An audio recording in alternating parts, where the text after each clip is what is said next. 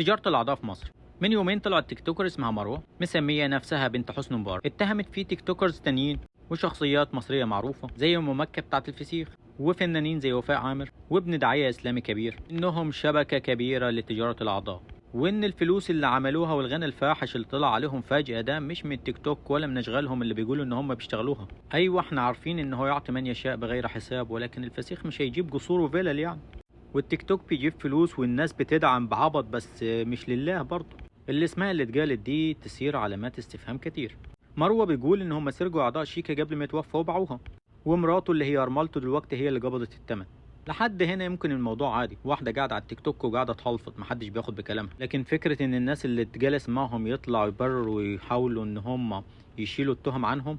حتى وفاء عامر بجلال القدر طلعت تقول ان مروه غيرانه منها عشان هي ممثله مشهوره. الموضوع ده غريب شويه يا جدعان.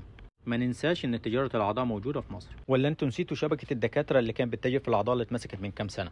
البلد زحمه وحوادث الاختفاء ما تعدش، وفي بلد تعدادها 114 مليون غير عشرات اللاجئين، طبيعي يكون اخر اهتمامها مين اختفى واختفى ليه. تقعدوا بالعافيه، سلام.